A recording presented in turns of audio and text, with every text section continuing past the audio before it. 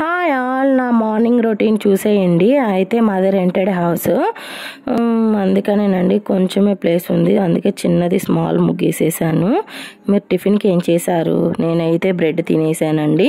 ఈలోపు మా బాబు కూడా లేచి అల్లరి అరుస్తున్నాడు. అయితే నిన్న షార్ట్లో డే బై డే మన వ్లాగ్స్ వస్తాయి, లాంగ్ వ్లాగ్స్. ఇలా PCOD వచ్చింది, నాకు ఎన్ని ఇయర్స్కి బాబు పుట్టాడు అనేది చెప్తాను వ్లాగ్స్లో అని చెప్పాను కదా. అయితే రెస్ట్ లేకుండా పని చేయటం వలన హెల్త్ పాడైపోయింది, ఇలా కూరగాయల బిజినెస్ చేశాము అని చెప్పాను కదండి. అనేది ఫుడ్ తీసుకునే వాళ్ళం కాదని చెప్పాను కదా. అయితే కూరగాయలు సంతలో అమ్మేదానికి ఓన్గా షాప్ పెట్టుకొని అమ్ముకునేదానికి చాలా అంటే చాలా డిఫరెన్స్ ఉందండి. అంతలో కూరగాయలు అమ్మేదానికి ఏంటంటే ఒకే దగ్గర కూర్చోవాలి, నడవటం అనేది ఉండదు. అలాగా ఒకే దగ్గర కూర్చోవటం వల్ల ఏంటంటే బాగా లావ్ అయిపోతారు ఎవరైనా కూడా. నేను కూడా అలాగే లావ్ వచ్చేసాను. నా పెళ్ళి కాకముందు ఒక రకంగా ఉంటే పెళ్ళయ్యాక కూడా బిజినెస్ కంటిన్యూ చేశాం కాబట్టి ఇంకా లావ్ అయిపోయాను. నాకు పీరియడ్స్ అయితే మ్యారేజ్ కాకముందు 2-3 monthsకి వచ్చేవి, అయితే పెళ్ళి అయ్యాక 4-5 monthsకి వచ్చేవి.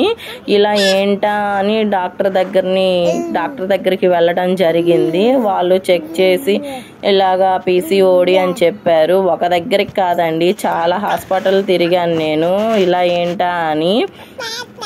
ఇంకా అలాగా నేను ముందు ఎవరైనా ఏ డాక్టర్ గారైనా ముందు ప్రిఫరెన్స్ ట్యాబ్లెట్స్ ఇస్తారు కదా, చెక్ చేసి ముందు వాడండి అమ్మా అని చెప్పేసి ఇలాగే చెప్పారు నాకు కూడా. చెప్పాక ఇలాగా వాడాను 2-3 months అలాగా ఒక్కొక్క డాక్టర్ దగ్గర అలాగా కంటిన్యూటీ లేకుండా ఇలాగా చేశాను అనమాట.